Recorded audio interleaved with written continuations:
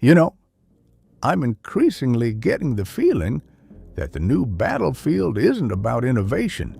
It's about skillfully playing on our nostalgia. The developers have already started building hype.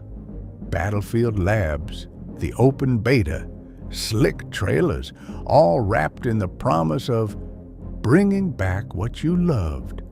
They're putting front and center the elements we adored back in Battlefield 3 and Battlefield 4. The class system, environmental destruction, large-scale maps, a narrative-driven single-player campaign. Sounds like a big step forward. But all of this existed 10 to 12 years ago. We've seen it, we've played it, we loved it. But take off the nostalgic glasses. What's actually new? Let's be honest, they know exactly what they're doing. Take Battlefield Labs. It was pitched as an exclusive closed test, like some kind of special access. But in 2025, no closed test stays closed for long. Gameplay clips hit TikTok almost instantly. And guess what? That grounded old-school combat style, it immediately struck a chord. Everything looked like the good old days.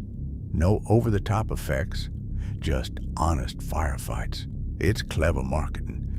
Tease the fan-favorite features. Let hype snowball from there. Coincidence? Yeah, sure.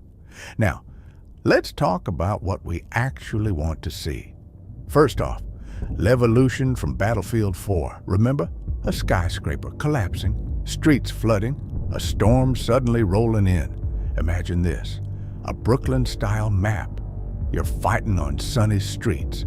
Then a hurricane hits. The sky darkens, billboards fly off, cables snap, water floods the lower areas, opening new paths for boats. That would be awesome. Speaking of which, where are the naval battles? Paracel storm, naval strike, boats, submarines, boarding enemies. Now, water is just a pretty background. We want full-on marine combat back. Next, weather effects. In 2042, storms and tornadoes looked cool, but their potential was wasted. What if snow reduced visibility? What if sandstorms muffled sound? And interactive maps. Turn off the lights in a building, harder for enemies to aim. Block doors or roads. Shift the flow of combat. Neutral points with rare weapons. Change the tide of a match. Attachment swapping on the go, like in 2042, is a must. Adapt to your enemy on the fly. Battlefield 3 and 4 gave us rich post-launch content, themed expansions, Aftermath, Endgame, China Rising, Naval Strike, new maps, new weapons, new vehicles, unique gameplay features. Back then, monetization worked differently. You bought DLC, you got a full package. Skins were earned. Special ops camo, you had to grind. Missions, achievements, hours in battle. See a player in that gear, you respected them. Now, a fat wallet replaces effort. We want skins tied to merit, not a credit card.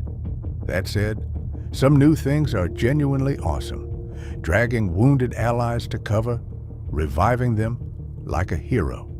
Test range-style menus. Instant weapon customization. No more guessing in combat. Here's the big question. Can the developers not just copy what we love, but build on it? Can they make this more than a remix? Because Battlefield has always been about scale, about chaos, about tactical freedom. If they bring that back fully, with new twists, we might get a legendary release. Going back to the roots is nice, but those roots were planted over a decade ago. So far, they're only promising what we've already seen. Can they deliver something new? Or are we just getting the old stuff in shiny wrapping?